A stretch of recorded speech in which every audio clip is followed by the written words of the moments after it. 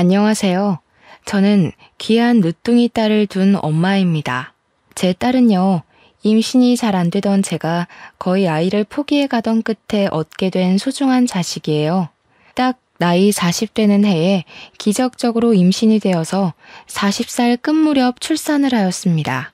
딸은 출가 외인이라서 시집을 가버리면 이제 남의 집사람이 되는 거라고 하던데 저는 그런 말이 너무 싫었어요. 제 배 아파 낳은 자식을 마치 다른 집에 바치기 위해 낳은 것처럼 함부로 말하는 것 같아서였죠. 우리 딸은 어딜 가더라도 내 집사람이고 내 딸이라는 걸 저는 항상 딸에게 말을 해줘요. 솔직히 시집 자체를 안 가면 좋겠지만 만약 가게 된다면 부디 한 발자국 뒤에 돌아올 곳이 있다는 생각을 꼭 가졌으면 좋겠다고 생각했거든요. 이렇게 아꼈던 제 딸이 결혼을 한다면 제발 좋은 사람이랑 하길 바라기도 했어요. 그런데 제가 너무 우리 딸만 생각하느라 정작 제 자신과 남편을 돌아보지 못했던 거예요. 딸은 문제없이 잘만 커주었는데 부모인 저희가 많이 모자랐어요. 제게는 사위가 있었습니다. 우리 딸이 사랑한 남자면 우리한테도 아들이나 다름없다고 받아들인 사위였는데 저는 당시 사위를 통해서 사람을 너무 믿어도 안 된다는 걸 깨달았습니다. 제가 우리 귀한 딸 옆에 들어앉은 도둑놈을 알아보지 못하고 아들아들 거렸던 게 아직도 후회가 돼요. 저희 부부 나이가 60 중반을 바라보고 있을 때 우리 딸이 결혼을 했거든요. 딸은 한참 꽃다운 나이였지만 부모인 저희는 할머니 할아버지 수준이라서 괜히 딸의 이미지를 실추시키는 꼴일까봐 걱정을 한 번씩 했습니다. 그런 마음은 딸이 태어났을 때부터 그랬어요. 늦은 나이라도 딸이라는 축복을 받을 수 있게 돼서 정말 기뻤지만 한편으로는 걱정도 되는 게 나이였습니다. 주위에서 애를 너무 늦게 가지면 나중에 아이가 부모님을 부끄러워한다는 말을 들었거든요. 남편은 다른 사람 말 같은 거 신경 쓰지 말라고 설령 우리 딸이 늙은 부모님을 창피한다면 이해해줘야 되는 거라고 다독여 주었어요. 저는 제가 상처받을까봐 겁이 나는 게 아니었어요. 우리 딸도 젊은 부모님이랑 어울리고 싶을 텐데 그것 때문에 혹시 친구들한테 놀림이라도 받을까봐 그런 게 걱정이었습니다. 하지만 아이는 제 걱정이 무색할 정도로 정말 건강하고 밝게 자라주었어요. 저희를 부끄러워할지도 모른다는 걱정을 했던 게 오히려 더 창피할 만큼 딸이 저희를 정말 끼고 살았습니다. 딸은 초등학교 졸업을 할 때까지도 계속 저희 부부 사이에서 잠을 잤었어요. 세상에 어느 자식이 안 소중하겠냐마는 제가 딸을 너무 소중하게 키웠다 보니까 결혼마저도 시키고 싶지 않더라고요. 저도 병적인 모성애라는 거 압니다. 제 마음인데도 제가 어쩌지 못해서 조절하느라 늘 진땀을 빼거든요. 최대한 딸이 좋다고 하는 대로 살게 해주고 싶었는데 딸의 결혼은 제게 좀 큰 산이었어요. 막상 딸이랑 떨어질 생각하면 상상만으로도 눈물이 나더라고요. 그래서 남들 몰래 딸이 결혼하고 싶다는 남자만 안 데려왔으면 좋겠다. 그렇게 바라며 살았습니다. 그런데 딸의 인생이 어디 제 마음대로 되나요? 제 딸이 대학을 졸업하자마자 제가 그토록 기피하고 싶은 상황이 닥쳐버렸어요. 요즘 애들에 비하면 너무 빠른 나이에 결혼하고 싶은 남자가 생겨버린 거예요. 딸이 행복해하면서 무작정 소개해준 청년은 풍채가 좋고 수더분하게 생긴 사람이었습니다. 곰돌이상처럼 생겼는데 솔직히 첫인상으로 봤을 때는 우리 딸이 좀 더 아까웠어요. 남의 집 자식이고 딸은 내 자식이라서 그렇게 보는 것도 있지만 일단 우리 딸이 똑똑해서 학력이 좋거든요. 그런데 딸이 데려온 청년은 대학을 안 나왔대요. 20살이 되자마자 일터로 뛰어들어 먹고 살았답니다. 그 청년을 딱 처음 보자마자 느낀 점은 우리 딸보다 나은 것이 없었고 착실하게 사는 내 딸을 깨어낸 도둑놈이라는 것밖엔 없었습니다. 그럼에도 제 딸이 그 청년을 너무 많이 좋아하더라고요. 귀엽다나 뭐라나.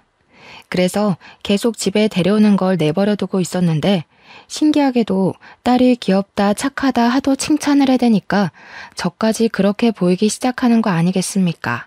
그 청년한테서 첫 만남 때만으로는 알 수 없었던 장점들이 시간 갈수록 속속들이 나타나더라고요. 에이, 우리 장모님 또 혼자 무거운 거 들려고 하시네. 돌쇠 같은 사위 두고 왜 계속 잡일을 하려고 하세요? 가서 앉아 계시면 제가 장모님 있는 곳으로 대령해 드리겠습니다. 요즘 젊은 사람들은 늙은이들이랑 어울리기 귀찮고 할 일이 바빠서 남일에 간섭도 잘 안 한다고 알고 있어요. 그런데 이 청년은 자기를 사위라고 지칭하고 저를 장모라고 불러주면서 집안의 굳은 일을 전부 도맡아 해줄 뿐더러 애교가 엄청 많더라고요.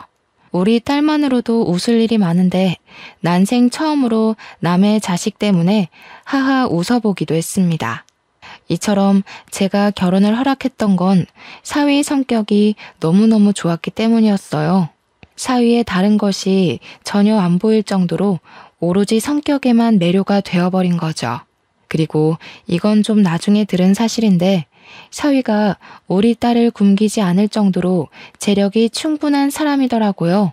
가난한 사위라면 우리 딸이 같이 등골 빠지게 고생을 해야 되잖아요. 이왕 결혼하는 거 잘 사는 놈이랑 했으면 했는데 우리 사위가 딱 그 짝인 게 아니겠습니까? 그리고 무엇보다 제가 100점짜리 사위라고 생각했던 건 사위 사정을 들어보니 사위한테는 부모님이 안 계시는 것 같더라고요. 어릴 적 안 좋은 사고로 일찍 돌아가셨다고 했습니다. 그 사실이 너무 안타깝고 마음이 쓰였지만 다른 마음으로는 살짝 안심이 되었어요. 우리 딸이 시집살이로 고생하는 건 제가 절대 못 보거든요. 아마 사돈댁이 없어서 제가 사위를 더 따뜻한 마음으로 품지 않았나 싶습니다. 그리고 사위가 우리 남편한테 크게 점수를 따인 부분이 있는데요. 사위가 하는 일이 바로 골프장 사업이더라고요. 제 남편이 마침 골프광이라 부를 정도로 골프에 빠져있는 사람입니다. 그런 상황에서 사위 사업장이 그렇다고 하니까 사위를 바라보는 남편 눈이 완전 빛이 나더라고요. 언제든지 말씀하세요, 장인어른. 제가 모시겠습니다. 제가 카운터에 장인어른 등록해 놓을게요. 장인어른 이제부터 공짜로 골프 치시는 거예요? 참, 이번에 장비도 바꿔보시는 게 어때요? 제가 이미 하나 마련해둬서 거절하시면 골프채가 주인 잃습니다. 엄마야, 세상에. 어디서 이런 복덩이가 들어왔을까?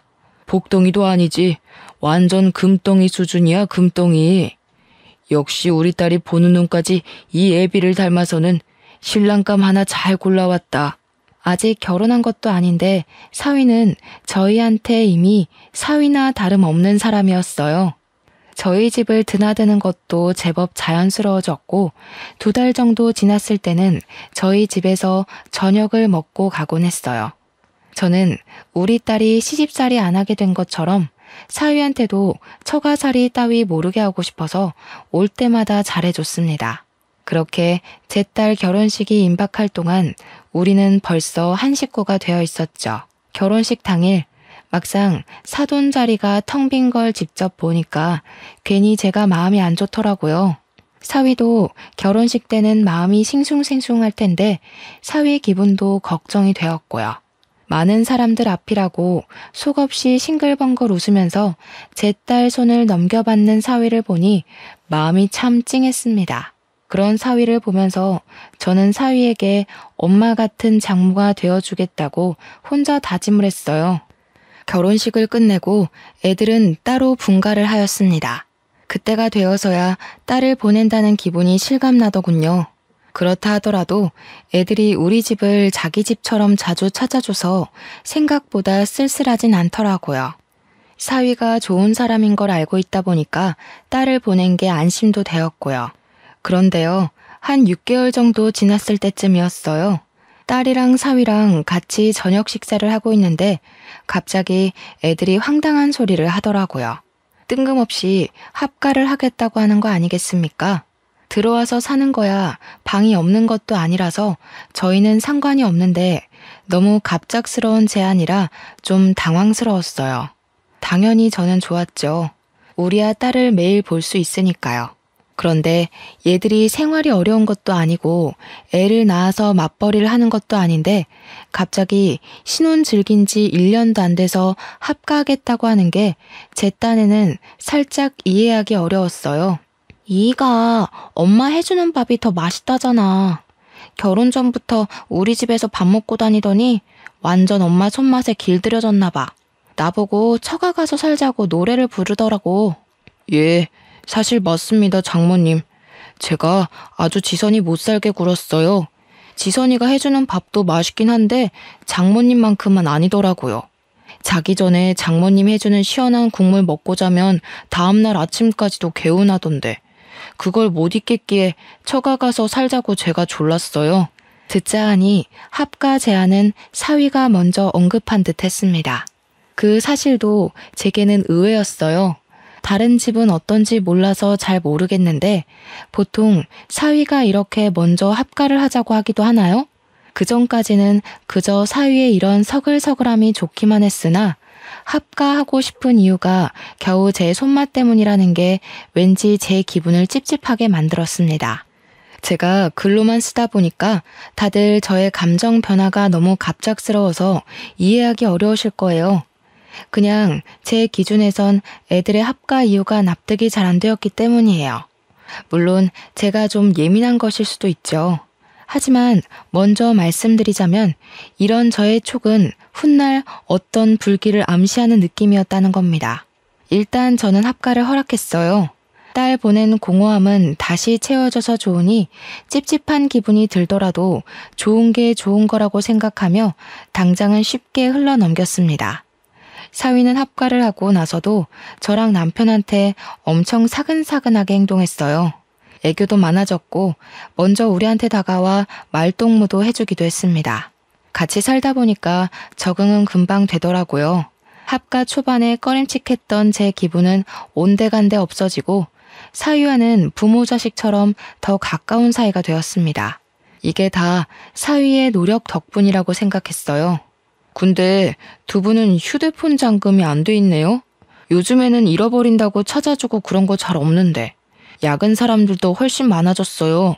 그러다 큰일 생기면 어쩌시려고요. 그래? 아이고, 근데 그런 거 다 귀찮아. 늙은 사람 휴대폰이라서 잃어버려도 볼 거 하나도 없는데 뭘. 전화기가 비싼 것도 아니고 골동품 쥐어봤자 자기들만 손해지. 장인어른 너무 안일하시다. 여기 보니까 은행 앱들도 다 깔려있는데요. 이거 비밀번호 걸려있어도 제대로 해킹하는 사람이 주우면 바로 털려요. 휴대폰이 비싸고 말고가 중요한 게 아니라 안에 내용물이랑 신상 정보 털리는 게 무서운 거라고요. 아이고야, 그걸 몰랐네. 그렇지, 내가 은행하는 것도 다 거기 들어있어. 얼른 잠가놔야겠다. 큰일 날 뻔했어. 강서방이 내 것 좀 설정해줘 봐라. 사위는 저랑 제 남편의 폰을 만지작거리면서 적당히 어렵지 않은 비밀번호로 휴대폰을 잠가 주었습니다. 저도 남편처럼 휴대폰에 은행 앱이 깔려 있어서 남편과 똑같이 식겁했었어요.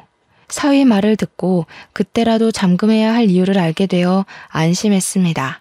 그리고 남편은 사위가 휴대폰을 만지는 김에 컬러링이랑 벨소리 좀 바꿔달라 부탁했고 사위는 제가 일어나 다른 일을 보는 동안에도 한참이나 남편의 휴대폰을 들고 있었습니다.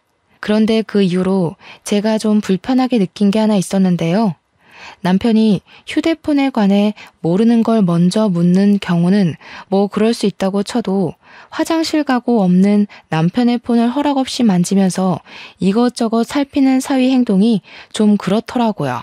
제가 더 거슬렸던 건 그런 행동이 한두 날이 아니었다는 겁니다. 왜 허락도 없이 남의 휴대폰을 거의 매일 만지는 거죠? 좀 이상하지 않습니까?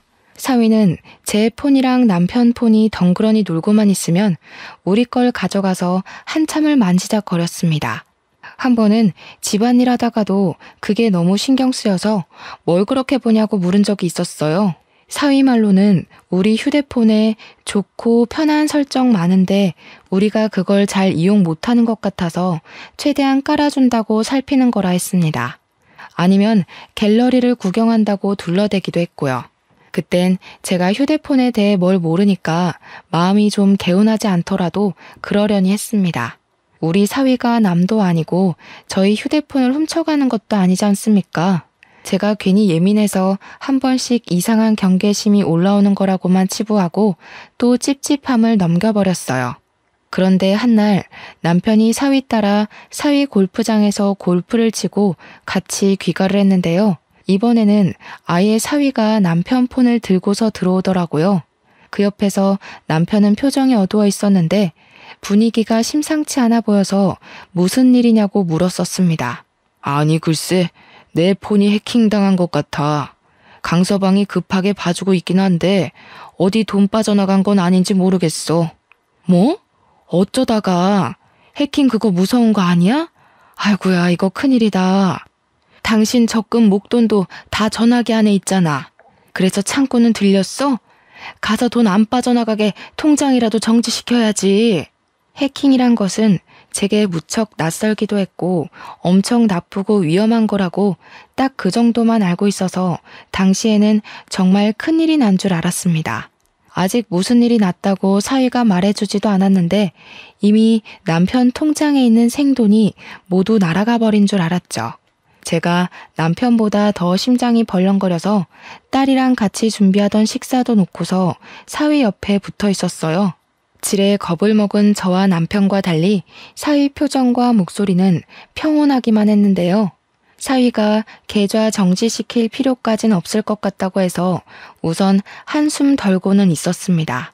그러면서 사위는 남편한테 이것저것 눌러달라며 휴대폰을 근근히 내밀었고 생년월일, 주소, 주민번호 등 인적 사항을 물어봤습니다. 남편은 아무런 의심 없이 술술 불었고요.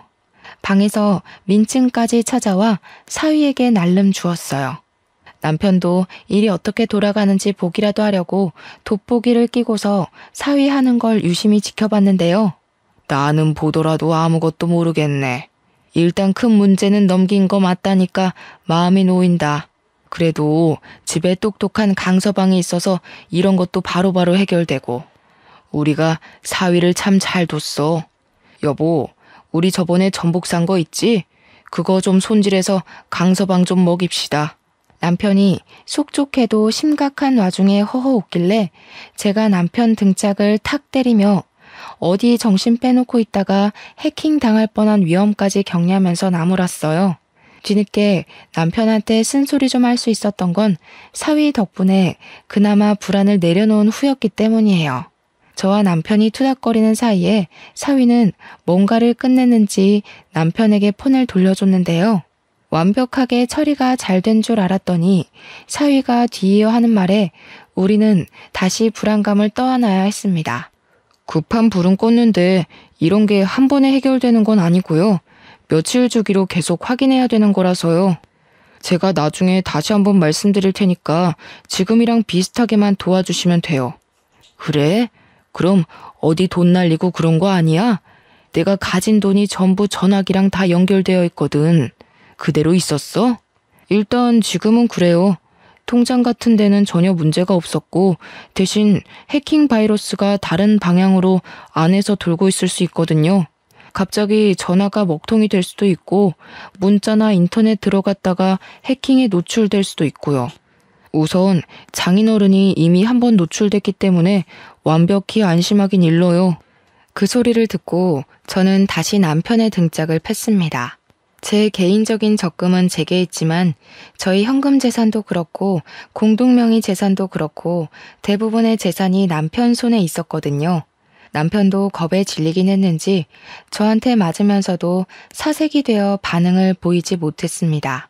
사위는 난리가 난 저희더러 괜찮을 거라고 자기만 믿으라고 달래주었어요. 그 뒤로 사위는 남편보다 더 남편 폰을 많이 들고 있게 되었습니다. 한 번은 제가 우연찮게 사위하는 걸 본 적이 있었는데 사위가 아무렇지 않게 남편의 은행 앱에 접속해서 비밀번호를 치고 있더라고요. 사위가 가족이긴 하지만 솔직히 순간적으로 심장이 쿵 떨어지는 느낌을 받았어요. 어쨌든 피 한 방울 안 섞인 남이 우리 남편 통장을 아무렇지 않게 들락날락하니까 제가 다 당황스럽더라고요. 사위한테는 차마 묻지 못했고 남편한테 가서 사위가 왜 당신 은행 비밀번호를 알고 있냐고 다급하게 물어봤더니 남편 하는 말이 사위가 자기한테 일일이 찾아다니면서 비밀번호 눌러달라 하기 번거로우니까 그냥 번호를 알려달라고 했다더라고요. 그래서 외우고 있는 거래요.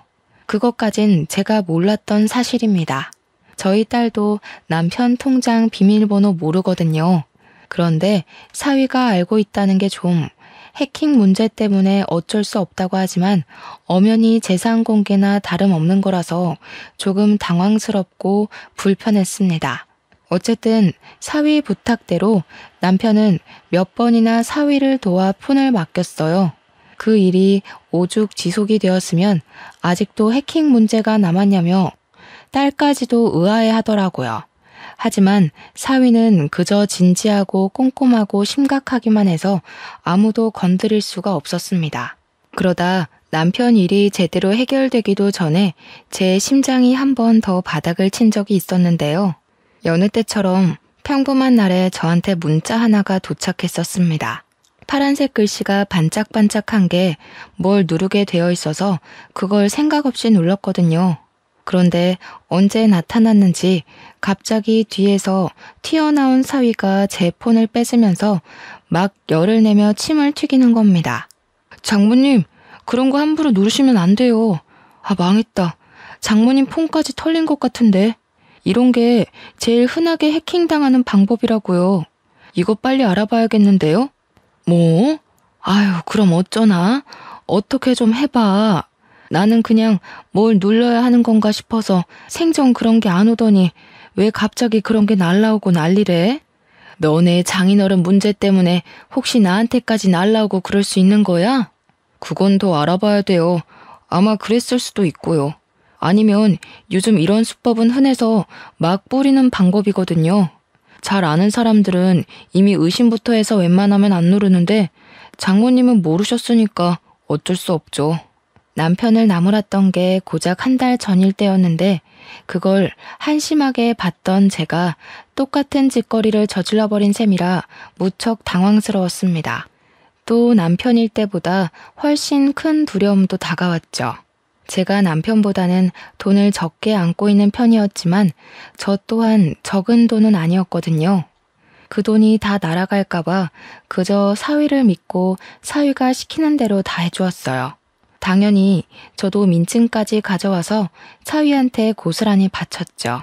남편 입장이 되어보니까 남편처럼 속수무책으로 사위한테 모든 걸 대령할 수밖에 없더라고요. 잘 알지도 못하는 해킹이란 구덩이에 빠지니까 제게 동아줄을 던져주는 사위의 도움만이 살 길이라 생각이 들었습니다. 그게 썩은 동아줄인지 가시 박힌 동아줄인지 그런 것도 판가름할 정신이 없이요. 남편이 폰에 대해 잘 모르는 만큼 저도 기계는 전혀 다룰 줄 몰라서 사위가 제게 폰을 보여줄 때만 들여다보곤 했습니다. 제 것도 남편 것처럼 며칠이 걸렸어요. 저는 남편처럼 밖을 쏘다니는 사람이 아니기 때문에 집에만 있었는데 그래서 사위도 제 곁에서만 폰을 만졌습니다. 어떤 날엔 한참 사위 맞은편에서 자리를 지키고 앉아 있는데 때마침 세탁기가 다 된 소리가 났어요. 그 바람에 잠깐 자리에서 일어났다가 일어난 김에 사위가 누르고 있는 화면을 보게 되었습니다. 무슨 비대면 실명 인증 절차? 이해하긴 어렵지만 의문스러운 문구가 적혀 있는 겁니다. 역시 옛날 사람인 제가 빠르게 알아차리기엔 어려운 용어라서 그대로 세탁실에 갔고 잠깐만 있다가 다시 사위가 있는 곳으로 돌아왔습니다. 그러면서 또 사위가 뭘 하고 있나 화면을 슬쩍 보았죠. 이젠 화면에 모바일 신용대출 신청서라 적힌 글자가 있더라고요. 대출 신청서? 그 정도는 저도 알아들을 수 있는 말이었습니다. 대출한다는 거잖아요. 그런데 대출이랑 해킹은 관련이 없지 않습니까? 사위가 손가락을 빠르게도 놀리면서 열심히 제 신상 정보를 신청서에다 적어 내려가는 중이었어요. 거기다 대고 제가 뭐 하는 거냐고 대놓고 물어봤죠. 그랬더니 사위는 제가 뒤에 온 줄 몰랐던 건지 제 목소리에 비명을 지르며 휴대폰을 놓쳤습니다. 제가 그걸 주우려고 하자 사위가 그 퉁퉁한 체격으로 아주 잽싸게 주워서 멀찍이 도망가 버렸어요. 그러면서 저더러 자기가 놀랐던 감정만 호소하더라고요. 그런 것도 다 해킹 알아보기 위한 하나의 방법이라면서 다 생각이 있어서 그러는 거라고 신경 쓰지 말라 했습니다. 그때부터 저는 뭔가 이상하다는 걸 눈치챘어요. 그래서 사위가 출근하고 집에 없을 때 딸을 불러다가 물어봤습니다. 내가 아무리 생각해도 대출 신청서는 대출을 할 거라는 의미 같거든? 도대체 그런 걸 신청해서 어떻게 해킹 바이러스를 잡는다는 거냐? 엄마가 잘 몰라서 그러는데 정말 그런 게 있긴 해? 그런 게 있을 리가 없지. 뭔가 이상한데? 엄마, 제대로 본 거 맞아? 나도 해킹에 대해선 잘 모르긴 한데 대출 신청서로 해킹 잡아낸다는 건 듣도 보도 못했어. 엄마가 잘못 본 걸 거야. 감히 장모 이름으로 대출 신청하는 사유가 어딨겠어. 아니라니깐. 이 엄마가 다른 건 다 안 좋아도 시력 하나는 건강하잖니. 정말 대출 신청이라고 돼 있었어. 네가 나중에 사위한테 슬쩍 한번 물어봐봐. 에이, 엄마는 아직도 사위가 어떤 사람인지 몰라? 그 순둥순둥한 사람이 어디 그런 꼼수를 부릴 만한 배짱이 되겠어? 말이 되는 소리를 해야지. 딸이 제 말을 믿지 않으며 설렁설렁 대응을 하길래 저는 난생 처음으로 딸에게 언성을 높이면서 똑똑히 봤다고 지금 엄마 바보 취급하는 거냐고 호소를 하였습니다. 절대 잘못 본 거 아니니 제발 좀 알아봐 달라고 사정까지 했어요. 그랬더니 딸은 제 반응에 당황해서 저를 달래주었고 이내 곰곰이 생각하더니 나중에 사위 오면 물어보겠다고 했습니다. 그리고 그날 밤 딸이랑 사위 다투는 소리가 거실 밖까지 새어나왔어요. 미친 거 아니야? 당신 지금 우리 엄마 아빠한테 사기친 거야? 제정신이 아니고서야 어떻게 장인 장모 돈을 빼먹을 생각해? 내 상식선에선 진짜 이해 안 되거든? 무슨 이런 인간 말종이 다 있어? 무슨 말이 그따위야. 힘들면 부모 되는 사람이 자식 뒤에서 등 좀 밀어줄 수 있는 거 아니냐? 장인 장모님이 사위 미천 대줄 능력이 안 되니까 대출이라도 받으려고 했던 건데 뭘 사기꾼이야. 야 미친놈아. 그게 사기꾼이야. 허락도 없이 돈 쳐 빼가는 게 사기지 뭐냐고. 이거 완전 도둑놈 새끼네. 진짜 기가 차서 웃음도 안 나온다. 당신 이거 우리 부모님 기만한 거야. 우리 엄마 아빠가 아무것도 모른다고 해킹으로 사기나 치고 대놓고 개인정보 캐묻고 어쩜 그렇게 뒤통수를 칠 수가 있어? 알고 보니 사위가 저랑 제 남편이 허술하게 휴대폰을 관리하는 걸 파악하고서 저희 이름 앞으로 대출을 받아 자기가 쓰려고 했던 거였습니다. 해킹을 당했다는 거는 역시나 아무것도 모르는 저랑 남편에게 거짓말을 한 것이었고 사위가 저랑 남편을 물러보고서 대놓고 속여먹은 거였어요. 듣자 하니 이미 대출을 몇 번 받았더라고요. 액수가 한 6천만 원은 되는 것 같았습니다. 밖에서 기함을 하고 있는데 그 순간 방에서 무슨 뺨 갈기는 소리가 났고 저는 지체하지 않고 방에 들어갔습니다. 제 눈앞에는 바닥에 엎어져서 오른쪽 볼을 감싸고 있는 딸이 있었어요. 제 귀한 딸이 잘못 없이 쓰러져 있자 눈이 돌아버린 저는 저보다 훨씬 덩치 큰 사위에게 바로 덤벼들었습니다. 나약한 힘으로 사위를 힘껏 밀어버렸는데 그놈의 커다란 풍채 때문에 꼼짝도 안 하더라고요. 무슨 돼지 석상도 아니고 500년 묵은 나무도 아니고 어쩜 그리 타격을 안 입는 건지. 오히려 저한테 짜증이 난 사위가 저를 툭 밀어버렸습니다. 사정없이 넘어진 저는 주위 가구에 팔이 세게 부딪혔고 금이 갔는지 통증이 엄청났어요. 다른 생각도 못하고 그저 대굴대굴 구르기만 했습니다. 그때 딸은 저를 급히 살피면서 119를 불렀어요. 그러고는 사위에게 곧장 쌍욕을 해버렸죠.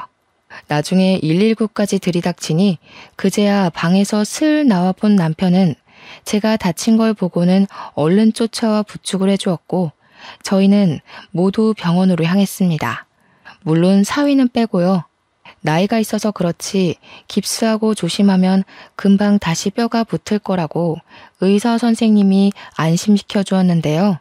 한숨 돌리고 난 후에야 저희는 아까 있었던 일을 다시 생각해 볼 수 있었습니다. 딸은 굉장히 화가 난 상태였어요. 우선 자기 신랑이 우리한테 패기친 부분을 가장 크게 담아두고 있었어요.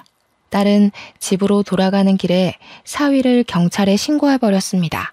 제가 딸을 잠시 말리면서 신고를 해버리면 너네 이혼할 수밖에 없다고 했더니 딸이 그딴 도둑놈 새끼랑은 못 산다고 당연히 이혼할 거라 하대요. 그래서 딸이 마음대로 하도록 저도 내버려 두었습니다. 사실 딸이 그렇게 말해주길 제가 기대했는지도 모르겠네요. 그렇게 바로 경찰서로 간 저희는 사위에게 무슨 짓을 당했는지 세 식구 다 진술서 작성하고 난 뒤에 사위를 만났습니다. 저는 둥그런 덩치를 하고서 작은 의자에 앉아있는 사위가 원망스러워서 후다닥 달려가 사위 등짝을 몇 대나 팼어요. 이 못난 놈, 못났다 못났어. 우리가 널 얼마나 믿었는데 네가 어떻게 우리한테 이럴 수가 있니? 그 착해 빠진 얼굴로 감히 어른을 놀려? 우리가 너한테 서운하게 한 게 뭐 있다고. 이렇게 눈치 없고 답답하게 구시니까 제가 사기라도 칠 수밖에 없었던 거예요. 다른 집 처가들은 사위한테 용돈도 몇백씩 주고 그런다는데 장모님은 목돈도 많으시면서 저한테 한 푼도 안 주셨잖아요. 그게 잘해준 거예요. 요즘 사위한테는 그렇게 돈으로 째째하게 구는 게 서운하게 하는 거예요. 이런 썩을 놈, 어디 쓰레기를 주워다 처먹었나? 말끝마다 악취가 진동을 해서 더는 못 들어주겠네. 고작 사기친 놈이 뭐 잘난 짓 했다고 면상 빳빳이 쳐들고 있어? 고개 쳐박아 이놈 새끼야. 저도 저지만 남편이 사위를 정말 많이 좋아했는데 그래서 사위에 대한 배신감이 더 심한 듯 했습니다. 남편이 눈에 불을 켜고 사위의 머리통을 후려치며 형사님 책상에다가 처박아 버리더라고요. 평소 골프하느라 팔 근육이 죽지 않고 단련이 되어 있었는데 제가 덤비면 꼼짝도 안 했던 사위가 남편 손짓 한 방에 힘도 못 쓰고 머리를 박았습니다. 심지어 남편은 아무리 생각해도 분이 안 풀린다면서 한 대로 모자라 두세 대는 더 뒤통수를 후려 갈겼습니다. 그러자 처맞고 있던 사위가 짜증을 팍 내면서 벌떡 일어났는데 남편은 사위의 커다란 덩치에 놀라지 않고 바로 발등을 콱 밟으면서 반대다리 정강이까지 차버렸어요. 그렇게 노려보면 어쩔 건데? 이 지옥불에 떨어질 놈 같으니라고. 부모 없다길래 불쌍해서 신경 좀 써줬더니만 아주 우리를 봉으로 보고 있어? 그 머리로 뒷일까지 생각 안 한 거 보니 그냥 똥멍청이가 따로 없구나. 경찰 선생님들 말 들어보니까 자네가 친히 남겨준 내역들이 다 증거가 된다더라. 무슨 말인지 알아? 네가 네 발목 잡은 거라고 이 개놈 자식아. 남편이 말하는 내내 계속 사위를 들고 찾는데도 경찰서에선 말리는 사람이 없었습니다. 경찰들도 제 남편 입장에 서 있었던 거예요. 그 시간이 늦은 밤이라서 보는 눈이 적을 때였기에 경찰들이 눈을 감아준 게 아닌가 싶습니다. 그래서 저랑 딸이 그만 더러운 곳에 손 떼라고 말려줘서 남편이 겨우 참은 거였어요. 남편한테 처맞느라 소리도 제대로 못 내던 사위는 갑자기 일어나서 우리 남편을 폭행죄로 고소하겠다고 연병을 부리기 시작했는데요. 그러니 이번에는 우리 딸이 들고 있던 휴대폰 껍데기로 싸다고를 때렸고 그 젤리 같은 껍데기가 사위의 찰진 살을 몇 대나 더 내리쳤습니다. 나도 당신 쳤으니까 어디 나까지 고소해봐. 누가 이기나 제대로 따져보자고. 무식하게 덩치만 커가지고 귀엽다 해주니까 자기가 남들 눈에도 귀여워 보이는 줄 아나 봐? 콩깍지 씬 내 눈에만 그랬던 거지. 솔직히 나도 너 처음 봤을 때 냄새나게 생겨서 별로였어. 고작 봐줄 게 성격 하나였는데 그게 망가지니까 사람 정말 구려지네. 이것들이 다들 정신 나갔나? 이런 식으로 나오면 나도 온갖 인맥 다 끌어다가 당신들 깜빵 보낼 거야. 깜빵 보내는 거 솔직히 다 인맥발인 거 알지? 나한테 이따위로 군 거 나중에 피눈물 흘리면서 질질 짜고 싶지 않으면 당장 무릎 꿇고 사과해. 특히 니년부터 대가리 쳐 숙여. 하염없이 자그마한 저희들이 설치는 건 경찰이 눈을 감아줬는데 사위가 우리 딸에게 손을 들자 앞에 있던 형사가 벌떡 일어나서 사위 뒷덜미를 잡아 앉히더라고요. 경찰이 사위한테 닥치고 앉으라 하면서 사기친 게 뭐 자랑이라고 고소고소거리냐고 딱딱한 파일로 사위의 머리통을 몇 번이나 내리쳤습니다. 참, 그리고 이건 조사 과정에서 알게 된 건데요. 사위 부모님이 돌아가신 게 단순 사고인 줄만 알았더니 그게 아니더라고요. 두 분 다 극단적인 선택을 한 거였고 또 사돈 형제들 집안에는 감옥에 갔다 온 범죄자도 있다고 했습니다. 그건 사위가 숨겼던지라 딸도 전혀 몰랐던 사실이라고 합니다. 올바르지 않은 집안에서 자란 사위가 정상적이고 바르게 크는 건 좀 어려웠겠네요. 그러니 지금도 남의 등 처먹는 짓 하면서 살고 있는 거겠죠. 심지어 사위 건 줄 알았던 사위 골프장 있지 않습니까? 그것도 다 사기친 거였더라고요. 사실은 사위께 아니라 사위랑 같이 사람들 등 처먹는 짓 하는 양아치 동네 형이라 하대요. 저희한테 써먹은 수법처럼 나이 많은 사람들이 잘 모르는 휴대폰을 가지고 청산유수 말솜씨를 부려 등 처먹고 돈 모아서 골프장을 유지하는 것 같았습니다. 우리 딸은 조사하면 할수록 사위가 자기한테 의도적으로 접근해서 일부러 성격 좋은 척 연기를 했던 거란 걸 알게 되었어요. 그러니 딸이 이거 완전 사기 결혼 아니냐고 머리 끝까지 화가 나서 사위를 한 대 더 쳤고 바로 사위에게 이혼 소송 및 사기죄로 고발을 해버렸습니다. 당연히 사위가 저희 몰래 빼간 돈 6천만 원도 정당하게 청구 요청에 받아낼 수 있었어요. 사위 때문에 다친 팔도 진단서만 제출하면 그에 대한 벌금을 물 수 있다고도 했습니다. 순식간에 모든 걸 잃게 된 사위는 뭔가 잘못 돌아간다는 걸 느낀 건지 그제야 저희 앞에 무릎을 꿇으며 급하게 사정하기 시작했습니다. 잠깐만요. 진정 좀들 하세요. 집안 문제를 왜 이렇게까지 끌고 가는데 우리끼리 대화로 잘 풀 수 있는 거잖아요. 6천만 원 그거 돌려드릴게요. 골프장이 제게 아니긴 해도 6천만 원은 빼내올 수 있어요. 그러니까 우리 서로 소송까진 가지 맙시다. 그래도 살아온 정이 있잖아요. 장인어른, 장모님, 저 아들 같다고 좋아해 주셨잖아요. 세상에 어떤 부모가 아들을 고소해. 아들 같은 소리 하네. 네가 내 딸 옆에 있을 수 있을 때는 아들이지. 내 딸이 너를 버린 이상 넌 그저 똥덩어리 수준밖에 안 돼. 그저 지 목숨 건사하려고 무릎 꿇고 사정하는 것도 보기 역겨워 죽겠다. 그동안 네 목구멍으로 쳐넣은 우리 집 쌀이 다 아까워. 진짜 너무하시네요. 저 부모 없다고 더 이렇게 막대하시는 거죠? 이거 사람 2번 죽이는 거예요. 부모님한테 버림받았을 때 느낀 트라우마가 2분 때문에 다시 살아날 지경이라고요. 이게 사람으로서 할 짓이에요? 시끄럽다 이놈아. 지 부모까지 욕보이게 하는 썩을 놈 같으니라고. 이 와중에도 그저 사기칠 생각밖에 안 하네. 살아보겠다고 어떻게 죽은 네 부모까지 이용해서 나불거려? 그래봤자 하늘이 알고 땅이 알아. 부모 없이 컸으면 더 정신 똑바로 차리고 살았어야지. 그러니까 너는 고작 사기꾼 나부랭이밖에 안 될 운명이었던 거다. 반성 같지도 않은 반성을 해놓고서 사위는 자기가 뭐 대단한 회유라도 보여줬는 줄 아나 봅니다. 반성을 해줘도 난리냐고 다시 얼굴색이 돌변해서는 벌떡 일어나 저한테 따졌어요. 역정을 내면서 손찌검을 행사하려고 하길래 이제 그만 경찰한테 연행되고 말았습니다. 그대로 유치장에 수감이 되면서 저희한테 합의받을 기회마저 스스로 들고 차버린 거죠. 그리고 사위가 양아치 형님이랑 같이 운영해왔다던 그 골프장은 경찰들이 바로 압수수색을 나갔는데요. 세상이나 글쎄 그 골프장이 다른 골프장처럼 멀쩡한 곳은 아니더라고요. 법에 위반되는 불법적인 수단 등이 많았다고 했고 거기 신규 아르바이트생 말고 정직원으로 일하는 사람들은 조사를 들어가야 될 정도로 수상한 사람들이 많아서 다 잡혀갔다고 합니다. 당연히 골프장은 잠정적으로 운영 정지시켰고요. 무슨 깡패들 현금 세탁하는 곳으로 이용되고 있다고 했었나? 저는 경찰한테 자세히 전해 들어도 뭐 아는 게 없으니 그저 사위가 아주 못된 놈이었다는 것만 기억하고 있어요.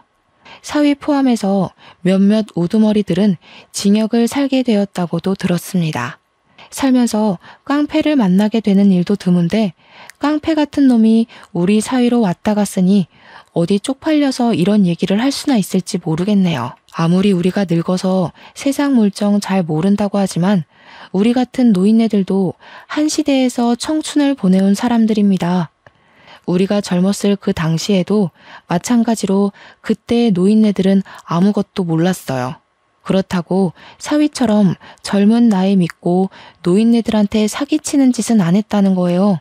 사기는 그냥 사기일 뿐이에요. 어떤 변명이 붙어도 그건 말 그대로 변명일 뿐이라고 생각합니다. 사기치는데 젊고 늙고가 어딨겠습니까?